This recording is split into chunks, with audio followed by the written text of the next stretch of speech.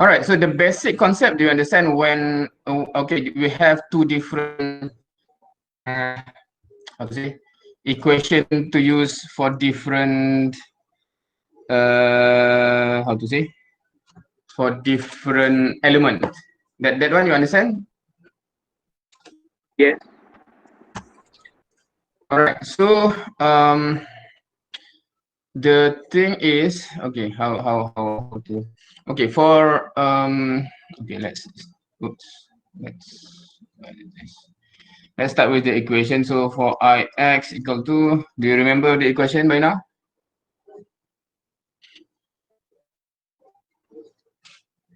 Yes, I do.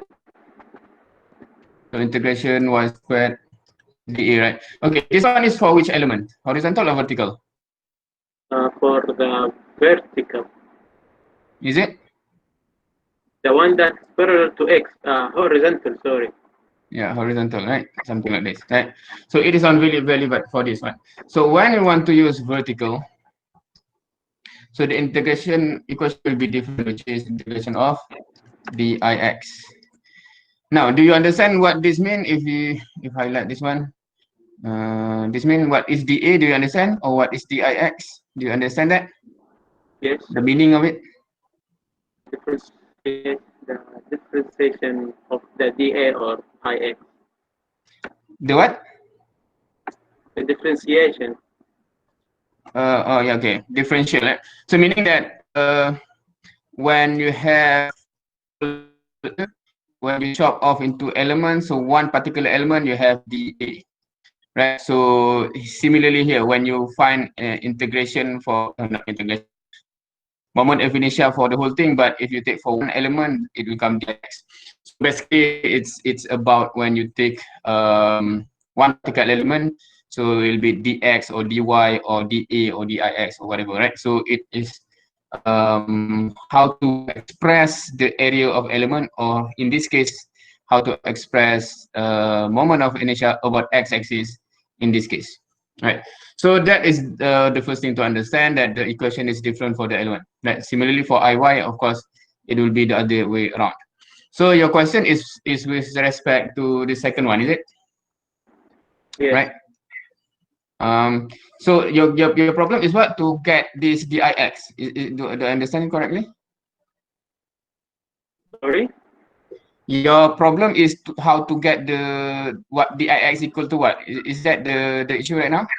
Yes. Okay.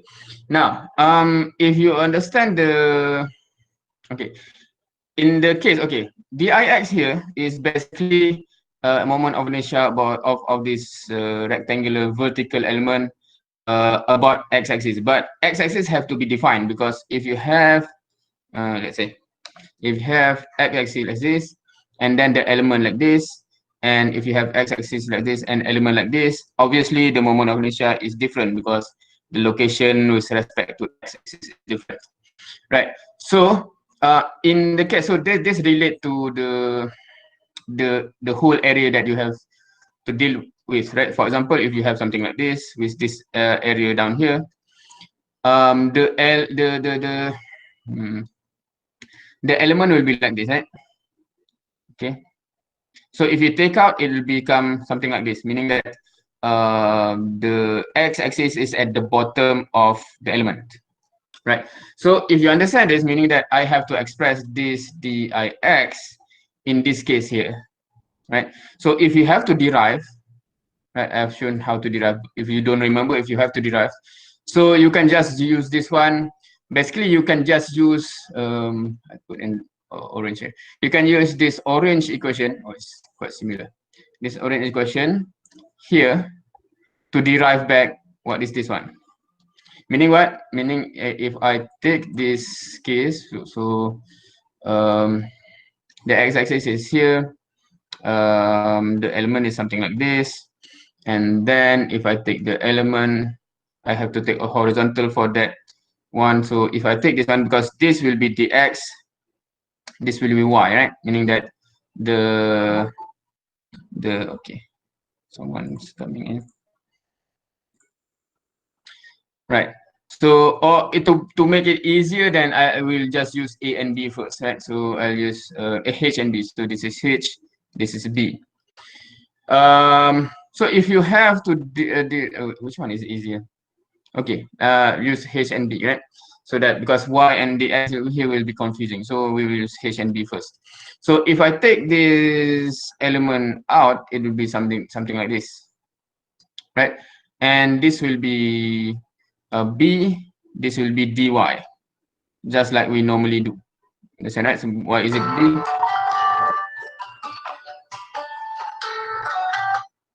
Why is it B? Because this is B, right? So the whole thing B.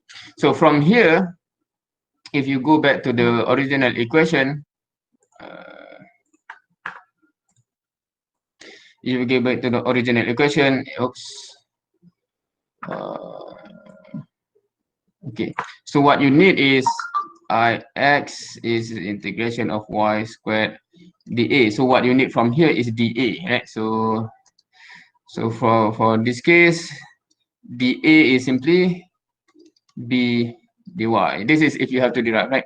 So you plug in here, so you get Ix equal to integration of, okay, this integration will be from 0 until y, right? Oh, sorry, until h if you still use b and h first. So it will 0 to h, and then you have y squared, and then b dy. So if you integrate this with respect to y, you get 1 over 3 y cube b, I've put on front here, and then it is from 0 to h, and then you'll get 1 over 3 bh cube ix, right? So ix here, let me use this one. So ix here that I just derived to express this case, right? So if this case is bh, right? But if this case is the element which is y and dx, so I have to just replace h with y and b with dx. So what I'll get is dix equal to 1 over 3 because normally we just rearrange the sequence, right? So y cube dx, because b is dx, h is y cube. So that is where I get this one, and then what I do is just plug in here, right? So it will become ix equal to integration of 1 over 3 y cube dx, right? Is that correct? 1 over 3 y cube dx. So that, oops, where is it? Oops. So that will become the equation that I will be using if I use this element. But again, this is only valid when you have this case here, right? Because when you have this case, for example, or any other case, then when you derive, it will become something else, because it is meaning that, for example, what differ is, for example, this one, the limit will differ, right? Here is from 0 to h, hence you get 1 over 3 bh cubed. If it is from something to something else, meaning that the position is something else, it will be something else, right? So you have to derive. So yeah, do you understand that? So basically this is going to go around how to derive. So this is what to derive if you want to derive straight away from integration, because it seems you understand the first integration here. The other one is you to use the parallel axis theorem, which is how to convert from 1 over 12 bh cube to 1/3 bh cube. That's also can, and you will end up with the same this one, the same equation. So, but if you are familiar with this integration, you can just easily derive this part. It's not difficult. It's just because the integration is also just 2 steps. So it is just 2 minutes of integration. Then you can derive that 1 over 3 y cube dx. So is that clear? Yes, doctor. All right. Thank you. Assalamualaikum, sir. Waalaikumsalam. Regarding to the parallel axis theorem,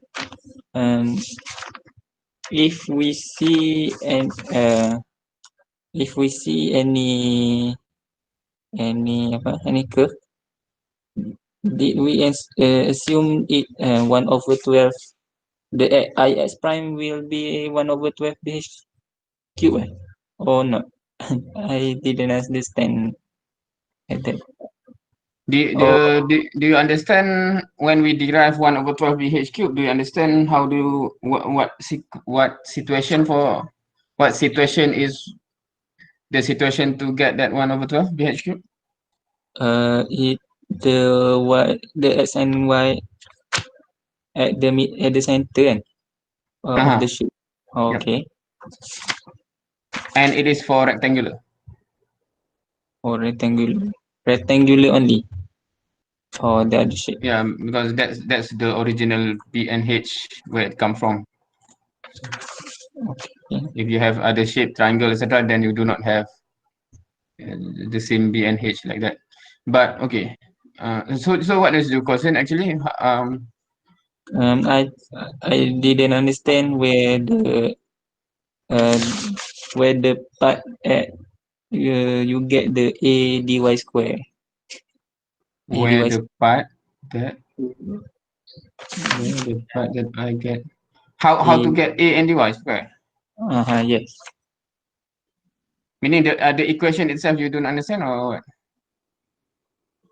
I didn't understand the part you get the a dy square only. The Or how to one get the value for a and dy? Yes. But for the 1/2 you understand? You understand? Yes. Okay, let me. So meaning that for this case, x prime equal to 1/12 bh cube, you know you have no problem, right? Is it? No. Okay. So your question is with regard to when you want to apply I x equal to x prime plus a dy square, meaning this and this, is it? Yes. Okay. So the area is simply the area of the whole area lah. So when it is rectangular, it's just the area of the rectangular. So it will be just b times h if it's b and h. So that's the area. Is that clear? Okay. Clear. Okay. For dy is actually the distance between the two axes, meaning the axis of x and the axis of x prime. Meaning that if it's simply just if this is x, this is x prime, this will be dy, the difference in y between the two axes. So if you have the case like this, x, so this will be half of h, because the whole thing is h.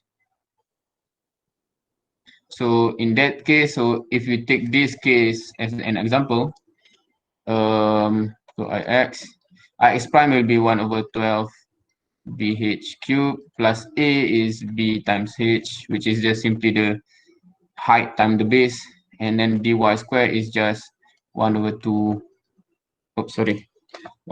h square.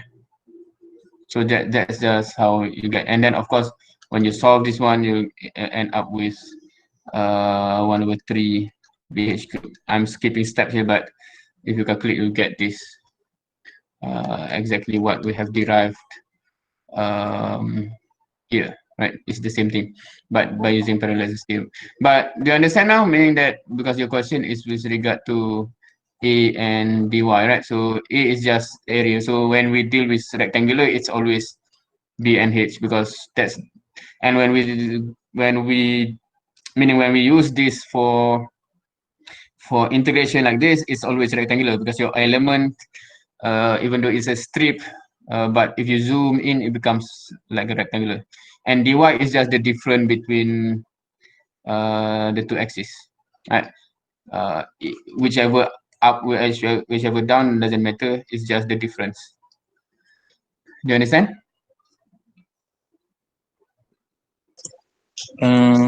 For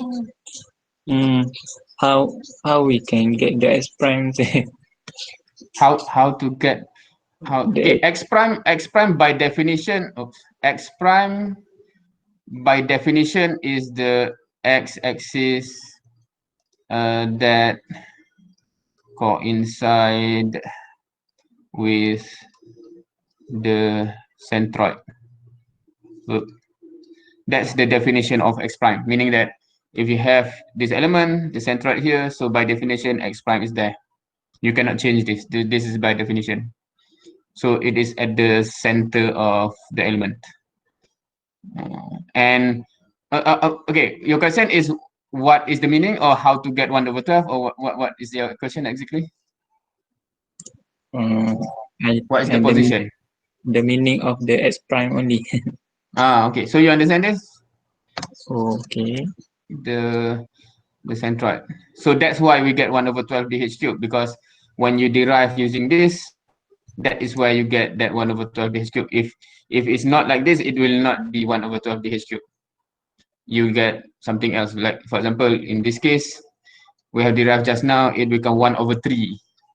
And if you have something else, if you have something like this, where it doesn't touch, then it will become something else. So it will only become 1/12 when you have the axis there. So by definition, when it goes to the centroid, it will come x prime in the equation here. So when you want to find what is dy, you just find, because dy is from x here, which is the question one. The question will define what is the x-axis, and this is the centroid of the element. Boleh nampak ke error yang saya tengah tulis ni? Is that clear? Or even ke makin confused? Can you give one situation? Give one one example for the S prime is unusual. Maybe you make one question. Okay. This is for if you have area that you have to integrate, is it? Yes. Okay. If you just go up here, right?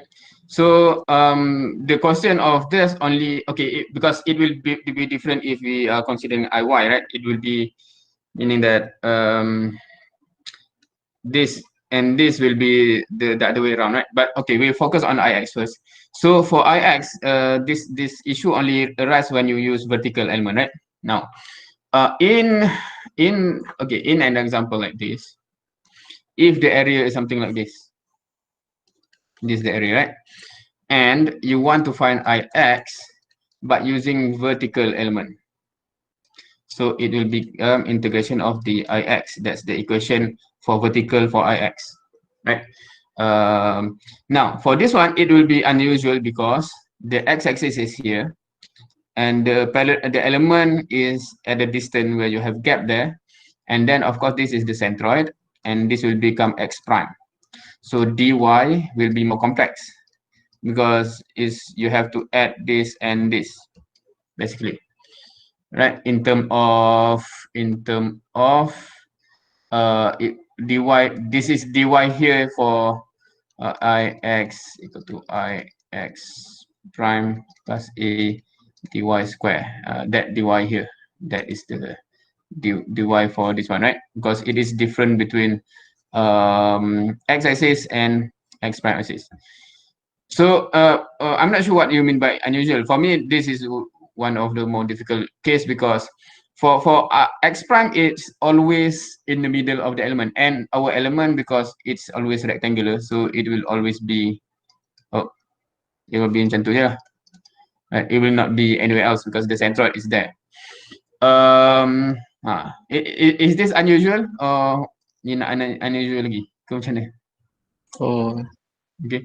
So when you have this one, in this case, okay, even in this case, the issue is just this dy. How to even get this one? That will be complex, but it affect here. it does not affect here, because when you want to find Ix prime, so it still go back to this. And when you derive Ix prime in this case, if you use B and H, so if you then go back how you derive, you put the element here, and then that element is, this is dy, this is b, and then you do, you will get back 1/12 bh cubed. You will always get this because why? Because we are calculating a moment of inertia, but x-axis that goes to the centroid, then it will always be here for rectangular. So again, the position in this case, the position of x prime is making it difficult, not because of x prime, because of this whole thing, especially dy.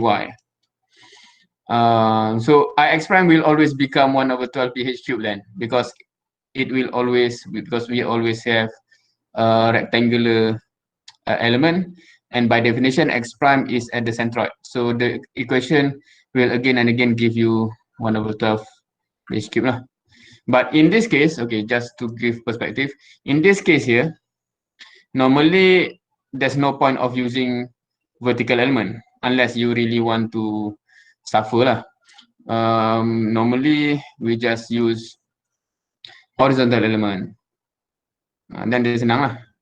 So kenapa nak menyusahkan diri? But I just give an example. If you still want to use vertical element because maybe you want more challenging, then it become like this lah. So when you want to find this dy, it's yeah, a bit more challenging when especially you get here, and then when you want to integrate as well.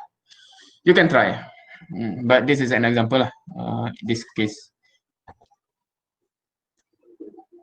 Because there's two, okay, in terms of question integration, there's basically three type of area that you may have, right? One is something that attached to x-axis, one is something that attached to y-axis, and one is something that doesn't touch with anything.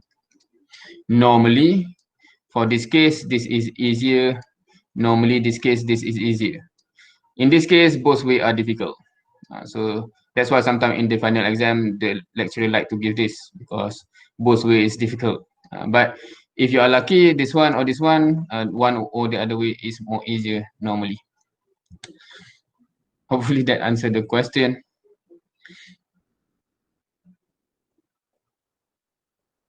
Or is there anything not clear?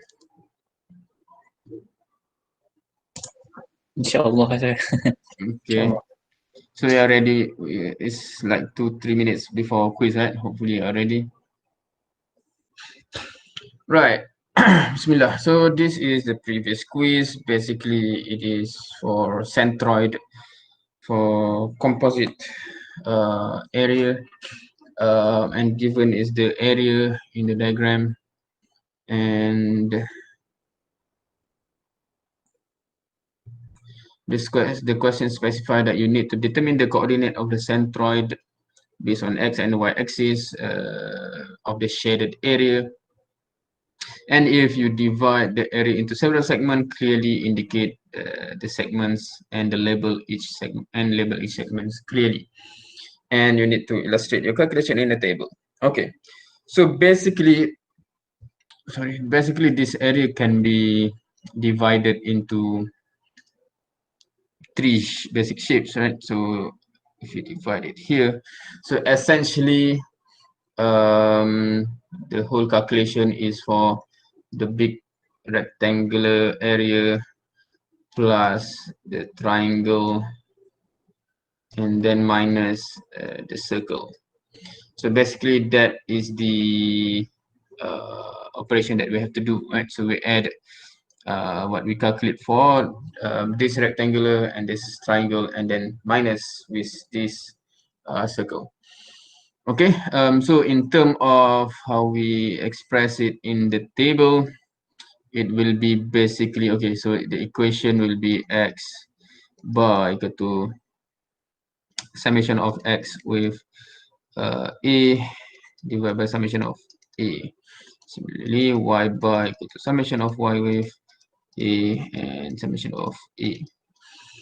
Right, so from that we have, okay, we have 3 segments. So if we label this 1, 2, and 3, okay, maybe we should label it outside, right? So 1, 2, 3.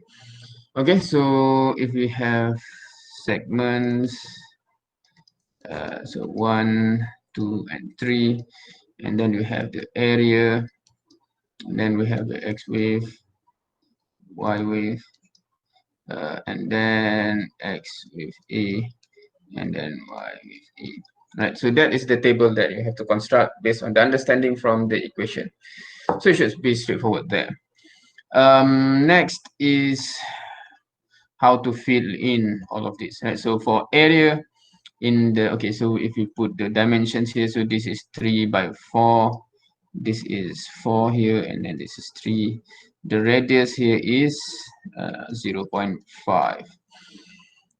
Right, so area is straightforward. Here is just 3 by 4, 3 times 4 equal to 12. And then here is half times 3 times 4, which is 6. And for segment 3 is by 0.5 square. Right. All right, so next is what is the X and Y coordinate of the centroid for each corresponding area. So in this case, the center is just the center here, where and this is 1/3 and 2/3 ratio, and of course this is at the center there. And then we also have the axis itself. So in this case, the axis is somewhat here, and then somewhat here, something like that, right? So in that case, if we try to determine the coordinate here, because if the x coordinate, right? So in this case, this is what is this? This is 2, right? And then this is 1, right? So meaning that this is the coordinate x-axis will be -1, right? 2 minus 1. So it's this one is 1 as well, right? So because it's in the negative direction. And for y-axis, so this halfway here is 1.5, and this here is 1. So the remaining here is 0.5. So -0.5, -0.5. I believe downwards, right? Okay, so for this one, Doctor, I got a question. yes. For section 3, which is a whole, why is the area not negative? Okay, yeah. Sorry, I forgot about that. So this area should be negative, correct? Yeah, because this plus and then minus, right? Yes, you are correct. Okay, yep. So in this case, the axis is, okay, the way I draw it, it's a bit okay, it's actually goes across, right? It's 1/3, right? So yeah, it goes across, and then in terms of the where's the axis, it's about here. What is this? This is 1, is it? So it's about here, right? So it's a bit confusing there. And then in terms of the x, because this one is 1, right? And then to the centroid is 1/3 times 4 is 4/3, right? So the remaining here is 4/3 minus 1, which will become 1/3, right? If I'm not mistaken. Okay, yeah. And then for y, because it goes there, so it will be 0. It coincide, right? 1/3 there. Okay. Of course, it's easier because I straight will draw here, right? Maybe to avoid confusion, maybe might as well we draw in terms of the thing here, so you can have an idea where it is, right? For example, just now, what happened? something like here. That's for the rectangular. Here 1/3 is here, 2/3 is somewhere here, for example. And then for this one, okay, for the circle it's straightforward because it is -2 here, so -2, and then -1 here, -1. All right, so the rest is just calculation. Yeah, so obviously 12 times -1 become -12, for example. 12 times -half is -6, I believe. This becomes 2, becomes 0, and then this become positive something, right? And then the rest is just applying all of this equation by getting the summation of this one. Oops. Summation of this one and summation of this one, and you plug in. Yes, anything you want to point out? Doctor, for X wave, how is it 1/3? Which for the one? statistical to 7-2 X wave.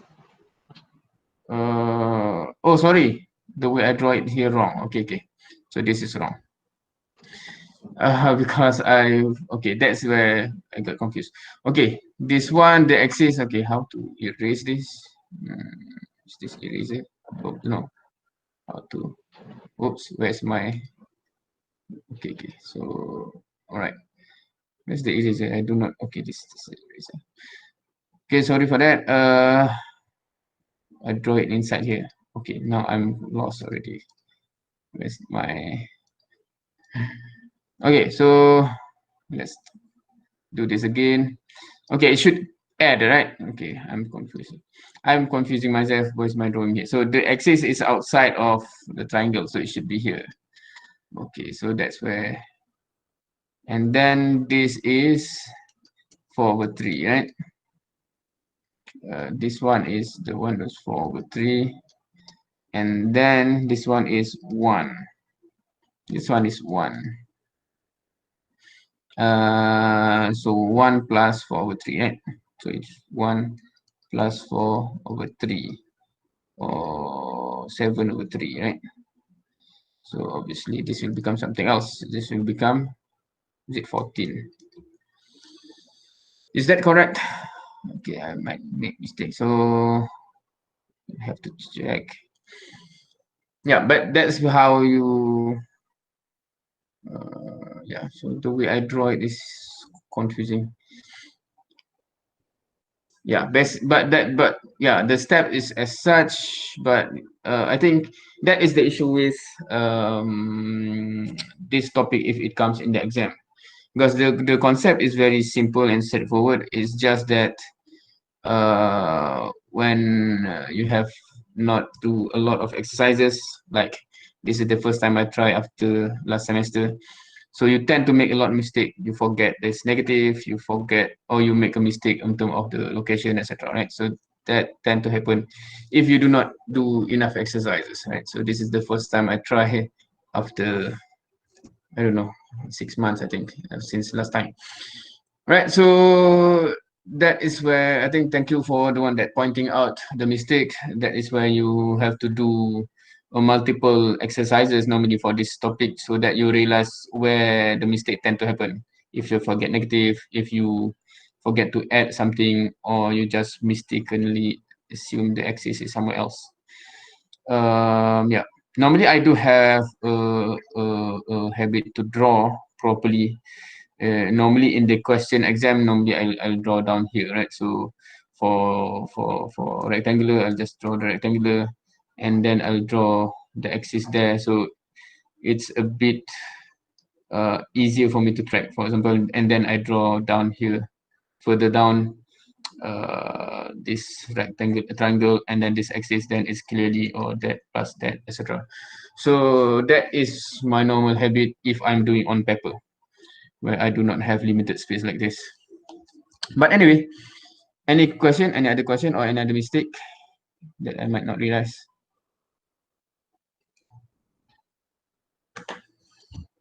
And if anyone who is confused about anything, please do ask as well, because chapter 9 and 10, normally is in the category that is considered to be easy in the final exam, because it is very straightforward and you cannot trick. There's no trick in the question. It's just that whether you understand and are able to apply or not. It's different compared to other chapter where you can actually not trick the student, but the question can be phrased very differently to mean very differently. For example, like if you remember before, the cable, what is when one of the cable you have to determine which cable will break first, etc. Meaning there's a lot of ways to modify the question. But for chapter 9 and 10, it is very, very, very straightforward. As long as you know what to do, it's just to do it, right? So normally the easiest marks tend to be from chapter 9 and 10. So it is very sad or such a pity if you drop marks in chapter 9 and 10. Because tendency it's tend to be due to mistake, just like what I did.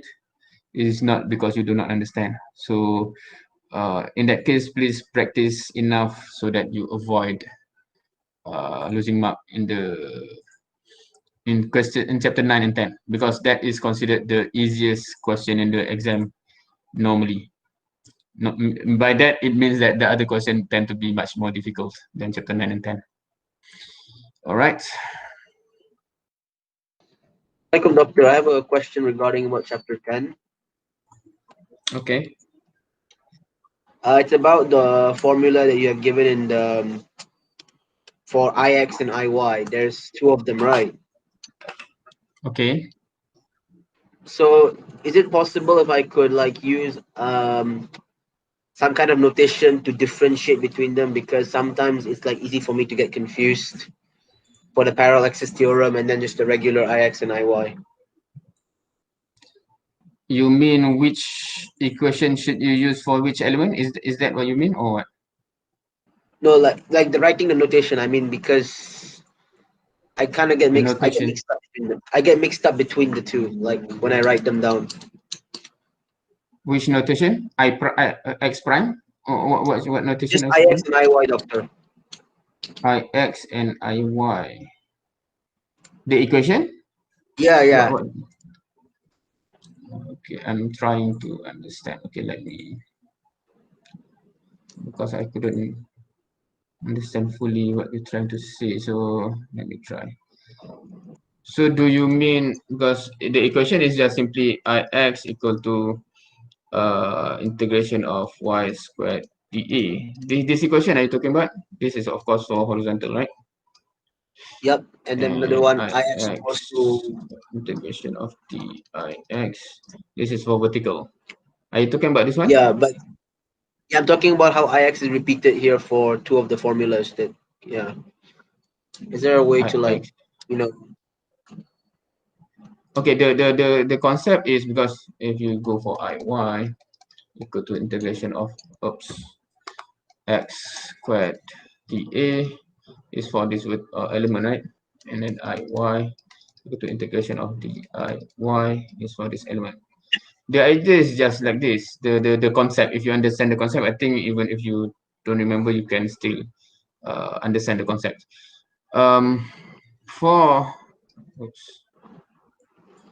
Now for any element to be used in the normal equation here, right? For if you are talking about x-axis here, the whole of the element must have the same distance with the axis. Because if you understand the concept, moment of inertia is very much affected by distance from the axis. Meaning that's why we tend to design, if you go to the lecture, the I-beam, etc. Because when you have x-axis, you want to maximize the area further away from x-axis, right? Instead of just having a bulk like that, you actually design it to be such a way, so you can see in construction like that.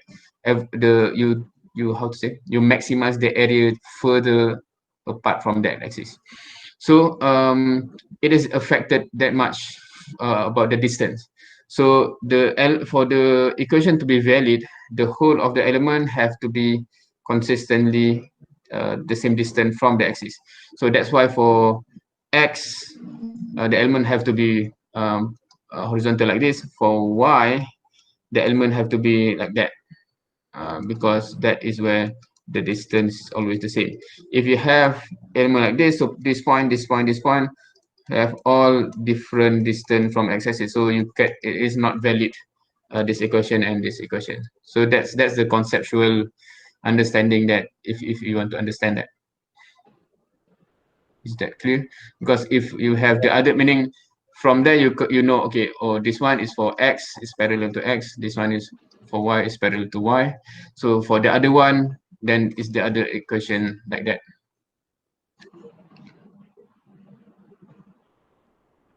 Is that clear or more confusing? For the second one, it's because of the parallel axis theorem you're using, right? Okay, that one parallel axis theorem is just something that we use to how to say, to derive what is the ix for this. So it's parallel axis theorem is something separate actually. It's just that we use parallel axis theorem to derive.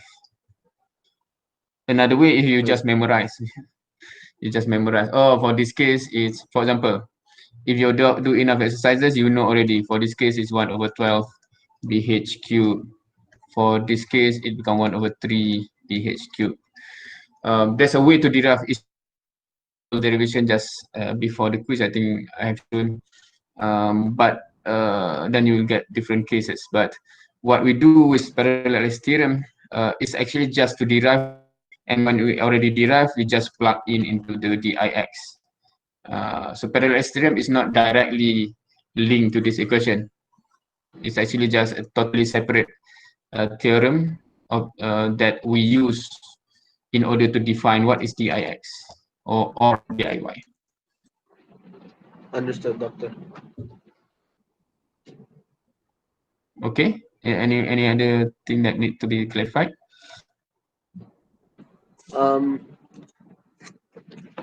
I think, like, what I'm saying is that you have the two sets of equation for ix and iy, correct? Yes. For the second set, why can't, like, for example, we write a wave symbol above the ix, like, you know? The wave symbol. Are you talking about how to write this and this? Yeah, like how to, you know, make it easier to understand, like to differentiate. Yeah. Because in terms of how you write this ix, you cannot differentiate because it's exactly the same thing. Meaning this ix and this ix is one same thing. It's just that you calculate using different equation. So if you label it differently, it indicates it's two different animals, two different species. But it is actually one thing that can be calculated using two different equation. Yeah, so you cannot, in terms of writing the equation, you cannot differentiate the two ix because it's still ix. The ix and ix prime is different. For example, because x prime is defined in a certain way. So that is why we differentiate, because the meaning of ix and ix prime is actually different. But these two equation is calculating the same thing using different element. That's all. Okay, got it, doctor. Thank you. Okay, welcome.